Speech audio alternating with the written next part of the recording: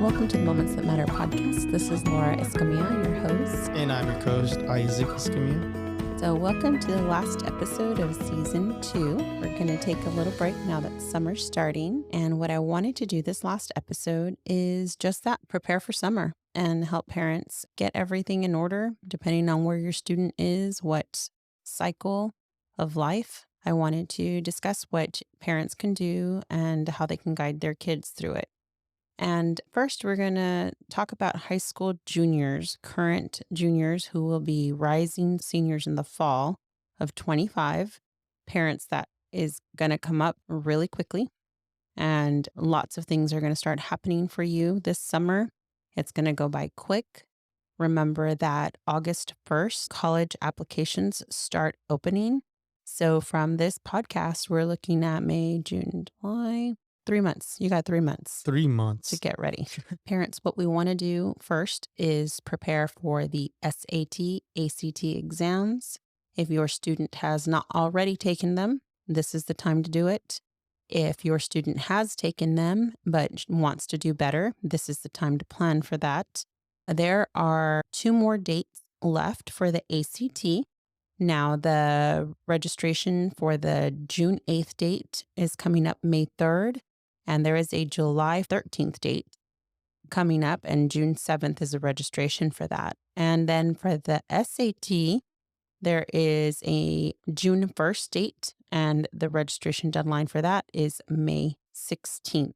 So you want to be ready for those dates. You want to get your student registered and get that taken care of. But aside from that, you're going to start compiling the college list. And if you need guidance on that, we have an episode in our season 1 guiding you through how to do that. And so these lists should be on Excel, and you want to note what schools your student is looking at, when those applications open, what the deadline is for the application. You also want to start deciding, your student wants to decide if they're going to apply early decision, early action, or regular decision for each school. And remember that those decisions mean that if they get accepted to the school, they will commit to the school. There is a difference between early decision, early action, and regular. Early action allows the most flexibility while still committing to a school. Regular decision just is the regular application process. And usually what the difference is, what that means aside from your child's commitment to the school, is that they will hear back earlier or later, depending on what they choose. So you want to be aware of that when you're starting to compile your list. You also want to determine how much it costs for your student to go to that school and figuring out how you're going to pay for college and how you're going to do this, and start having those conversations that we have many times on this podcast discussed having with your student. This is the time to do that.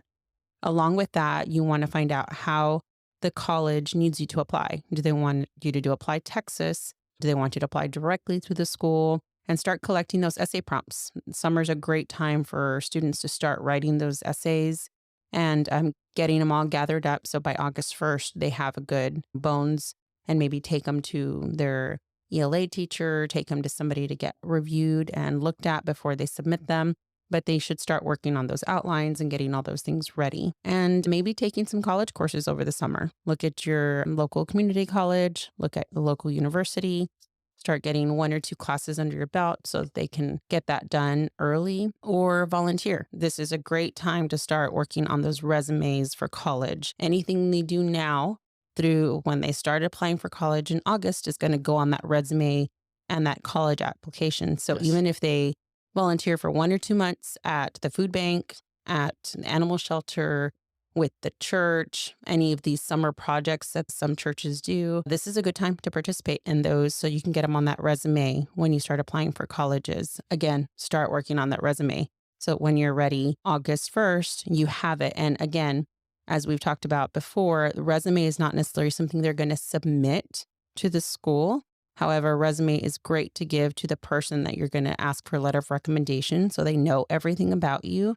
And it is also great to have the information already gathered because the questions will be asked on the college application. You're not going to submit a resume, but it's going to ask you the same things that a resume includes, and you already have that information gathered. Right. This is a great opportunity to get all that content in order, Right. and get the timeline, sequence of events, and all the things that separate you from the other students as you're applying for Right. these So summer colleges. is an excellent time to do that. I know going into senior year, students are excited to spend time with friends. School is ending, but it's really important you help your students stay on track with this going into senior year. You also want to maybe visit some colleges. This is an opportunity for students to go visit campuses when they don't have school, they don't have to miss school. Maybe their sports are done, things that make it difficult throughout the year to go visit colleges. This is a good time to do that.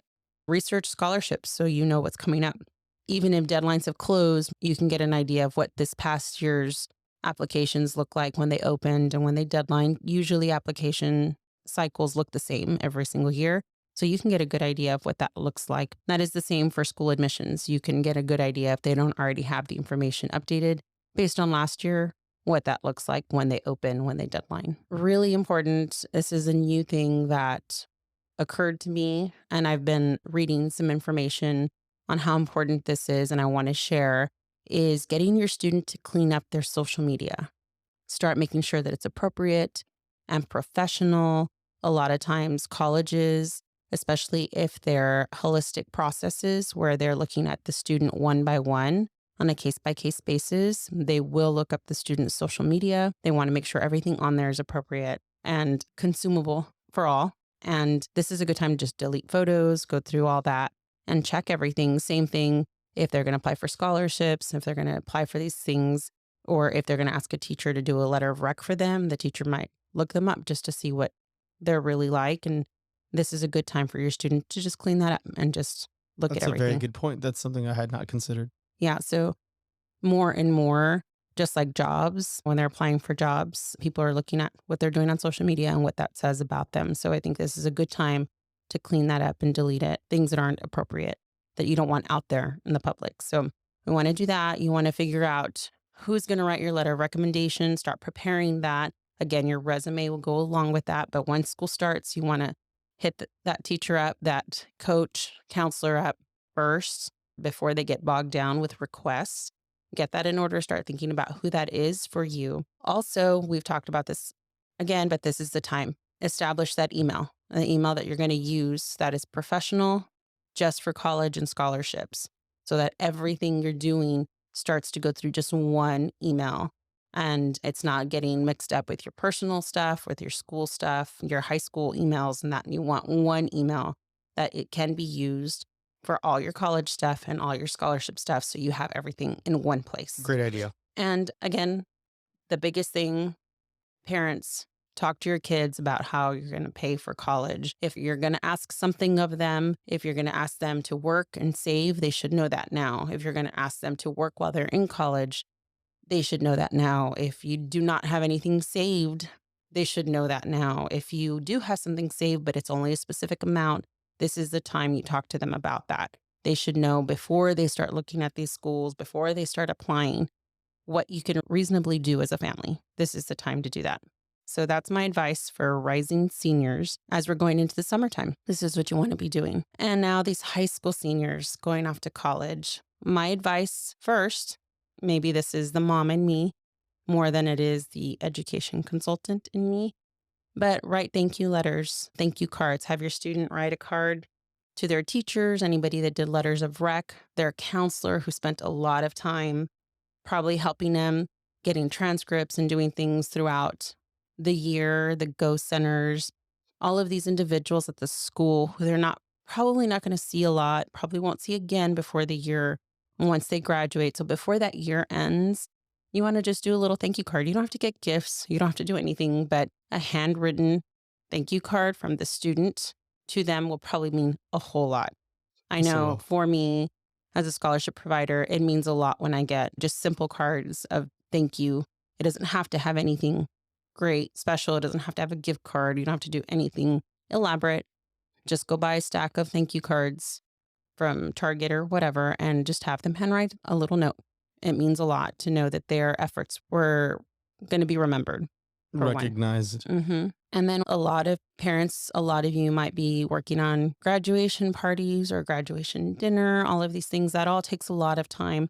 But have a plan for money. If they're getting gifts, maybe make those gifts related to what they need for dorm things. I know we've had a friend who did an Amazon list and you could buy gifts off the Amazon list That was for a really good graduation. idea. I thought I that was saw a that great and I idea. thought that was great. Yeah, and you just share the list if you want to get them something, congratulate them for graduation. This is where you can help, kind of Right. thing. And shared it on social media. So a lot of people were involved Right. and so many people were very eager to. Yeah, because if you can only do $25 gift or something, that's easily pillowcases or notebooks and things like that. And it all adds up pretty quickly. Yes, it does. And if you're doing a money tree or to send money, decide early on what your student's going to do with that money. For us, with our oldest, she used that money and she bought herself a MacBook for her first year. That's what she did. She did, and it served her For all of college. college, and we did not pay a dime.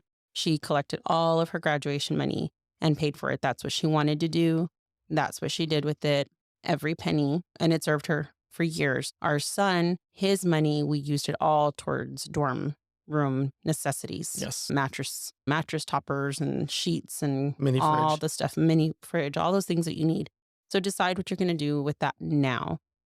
And of course, you're going to start making dorm room prep. What helped me a lot as a parent is to join the parent groups for the school. If your student is leaving to college, most of these schools have groups that are in the region, in the area, that get together to do going away parties or just offer advice. It has been helpful in the sense for me, we had parents that our kids were in school at the same time.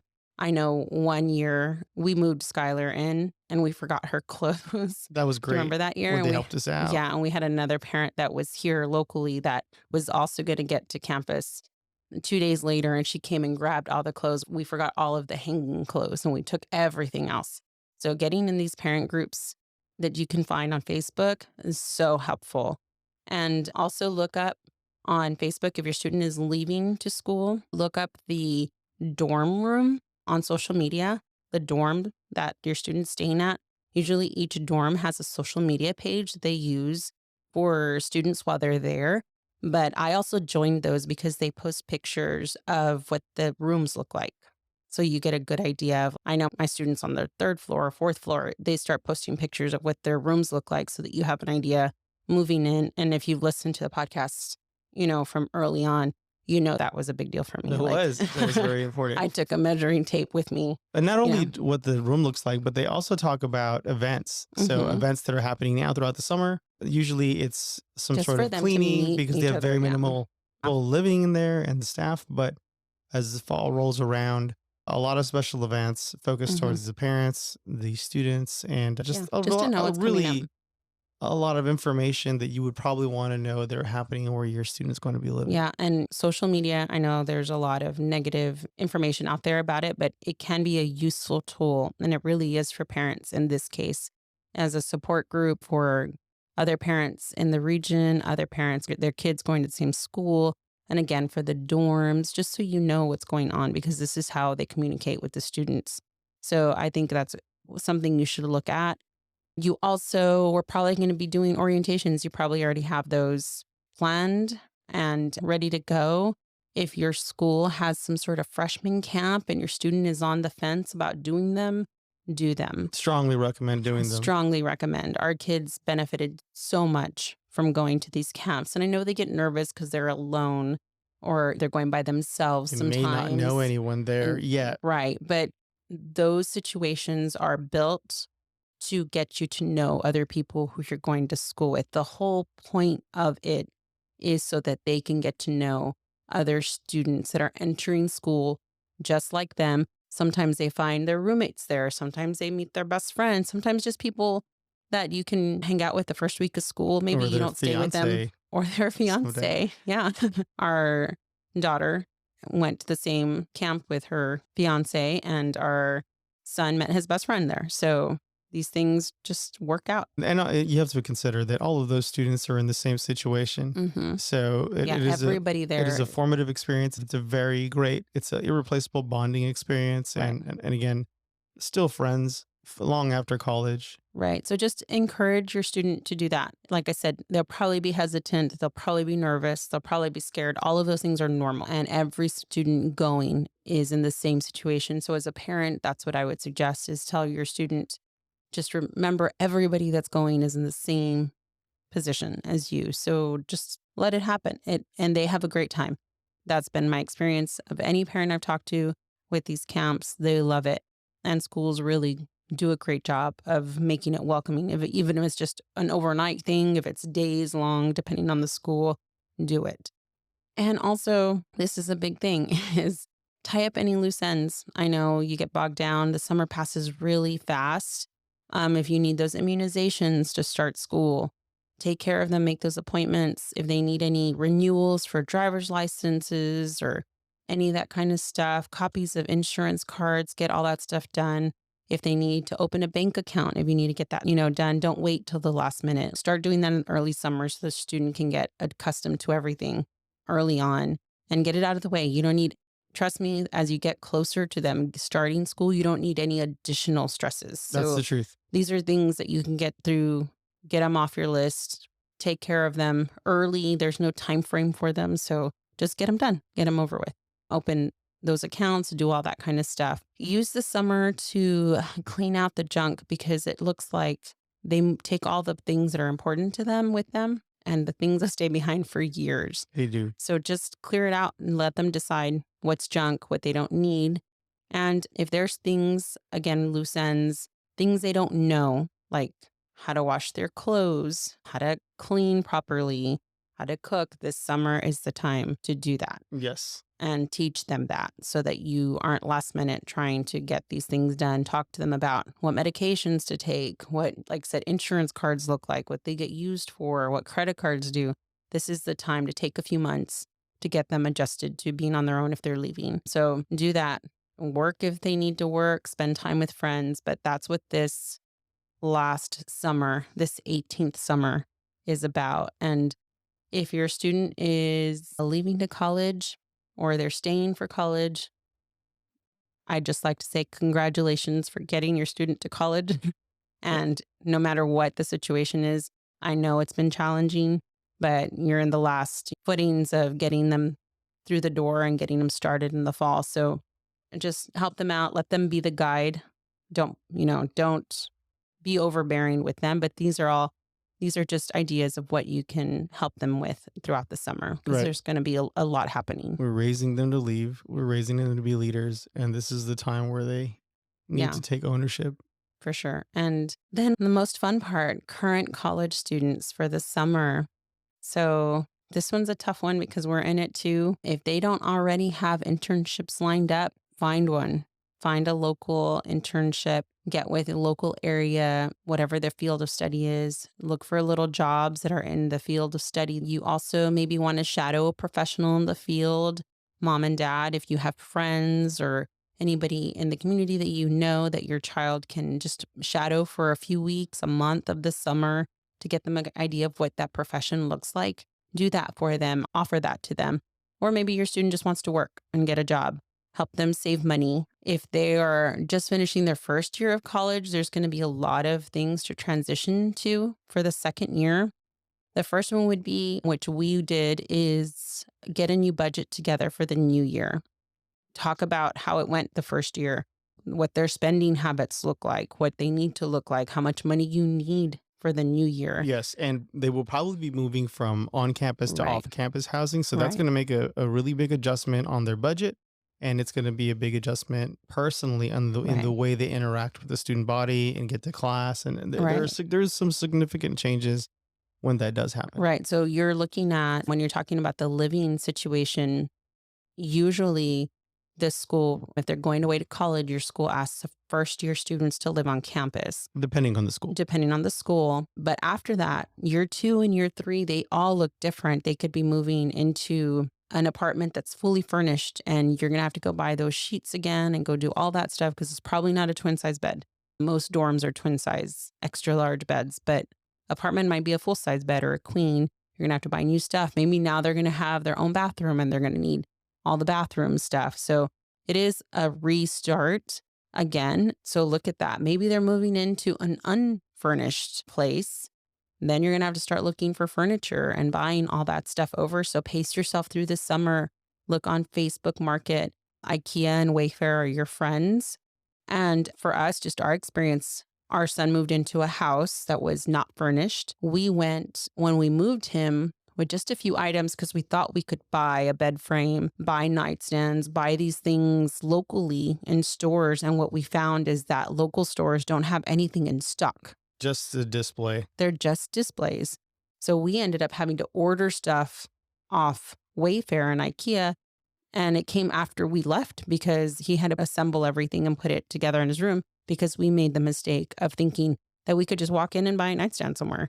Or like I said, a bed frame. That seemed a pretty easy thing to do. Yes. And because we live 6 hours away from where he's going to school, it was going to be incredibly more than inconvenient to take all of that. We didn't want to have to move everything from one place to another. For sure. So just be aware of all that. Take the summer to look, start researching, look on Amazon, see how much things cost, prepare yourself for that. Also, if your student's not going to work in the summer, have them volunteer updating resumes, putting together a LinkedIn. Usually one of their classes has this as an assignment to do, but this is a good opportunity if they're going to look for internships in the future, if they're going to look for any opportunities in the future, getting their LinkedIn set up, updating their resumes, volunteering their time if they're not going to work. That is an excellent way to use their time. Taking classes also, maybe not at their university, maybe it's at home, at a community college at home or school. Make sure those classes transfer. That's the caveat, making sure that they fit into their degree plan. But talking to an advisor, if they haven't already, on what classes they could take, where to take them, what transfers, getting all that worked out so they can enroll. Usually if it's a community college, you can enroll pretty close to the date. It's really just a matter of applying, filling out the application and registering. So look at those options. Also, we want to start, if again, they might be living on their own this year. So again, if they don't know how to cook, if they didn't have to cook while they were in a dorm room, learn to do that this summer. Teach them to do that this summer. That's a really great, important thing that helps them. It's a great life skill. And let them fail at home. Let them burn it at home. Let them become successful because those failures will lead to success. Yeah. And if they're going to work, have them save that money. Parents, don't let them spend it all over the summer. Let it help you with expenses. Figure out what you need in the fall. That is, in retrospect, something I wish we had done, but let that be their spending money. I know we've had a couple of friends on that did that. Kids use their own money for spending money. This is the time to do it. This is where you want them to do it. They should also use the summer to look up any scholarships that they can apply for the new year, for the next year, and getting themselves ready for the next year. I would say that studying abroad over the summer is wonderful, but if they haven't already done it, then it's probably not going to happen because that stuff gets scheduled pretty far in advance. So pretty far in advance. These are all the things that you want to be thinking through. The biggest thing is where they're going.